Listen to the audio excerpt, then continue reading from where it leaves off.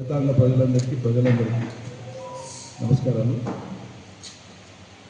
తెలంగాణ రాష్ట్ర డిమాండ్ తదుపరి రాష్ట్ర ఏర్పాటు కోసం జరిగినటువంటి ఉద్యమం అన్ని దశల్లో ఉద్యమం కూడా నాటి నుంచి 2014 వరకు అంటే 1948 నుంచి మొదలు పెడితే 2014 జూన్ 2 దాకా సాగినటువంటి మొత్తం తెలంగాణ ఉద్యమంలో అతి కీలకమైనటువంటి అంశము రైతాంగానికి సంబంధించినటువంటి అంశమే.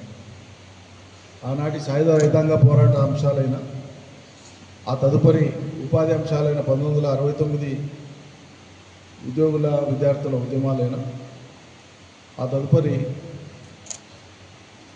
తెలంగాణ ప్రాంతంలో ఉమ్మడి రాష్ట్రంలోని తెలంగాణ ప్రాంతంలో సంక్షోభానికి గురై సాగునీటి కల్పనకు నోచుకోక తెలంగాణ వ్యవసాయం అంతా కూడా బోర్ల పడిపోయి వలసలకు, కరువులకు, ఆత్మహత్యలకు, బోర్ల మీద ఆధారపడిన వ్యవసాయము, కరెంటు కోసం కష్టాలు పడేటువంటి వ్యవసాయము కొన్ని దశాబ్దాలు గడిచింది. వీటన్నింటి పరంపరలో వచ్చినటువంటిదే మలిదశ ఉద్యమం కేసీఆర్ నాయకత్వాన 2001లో 2000 సంవత్సరం నుంచే పూనుకొని 2001 నుంచి దాన్ని లాంఛనప్రాయంగా ప్రారంభించి ఉద్యమాన్ని కొనసాగించినటువంటి చరిత్ర అంతా కూడా లోకవిదితమే, అందరికీ తెలిసిందే. మన పోరాటం అంతా కూడా తెలంగాణ ప్రజల యొక్క సర్వ పోరాటం అంతా కూడా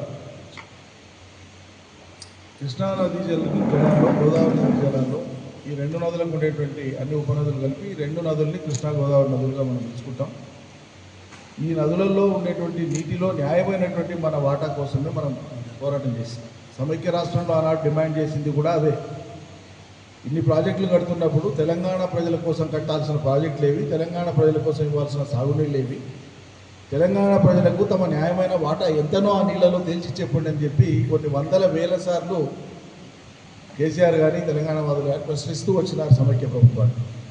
అంటే మనం రాష్ట్రం ఎందుకు కోరుకుంటున్నామో దాని వెనకాల ఉండేటువంటి హేతుబద్ధత ఏందో, న్యాయబద్ధత ఏందో వివరించేటువంటి క్రమంలో అనేక సాగునీటి అంశాలను చెప్పినాం. చాలామంది విఘ్నులు, రిటైర్డ్ చీఫ్ ఇంజనీర్లు, కేంద్రంలో జల వనరుల్లో పనిచేసినటువంటి ఇంజనీర్లు, విద్యాసాగర్ రావు లాంటి వాళ్ళు అనేక రకాలుగా అనేక వాస్తవమైనటువంటి తెలంగాణకు జరిగిన నదీ జలాల్లో జరిగినటువంటి అన్యాయాన్ని వివరిస్తూ అనేక రకాలుగా వార్తలు వచ్చినాయి, వ్యాసాలు రాసినారు, పాటలు పాడినారు. తెలంగాణ కవులు, రచయితలు కవిత్వం రాసినారు, గొంతెత్తి పాడినారు, అనేక కళారూపాలు ప్రదర్శించిన ఇదంతా మన కళ్ళ ముందు ఉన్నదే. ఎందుకు నేను ఈ ఉపోద్ఘాతం అంతా చెప్తున్నానంటే ఇంత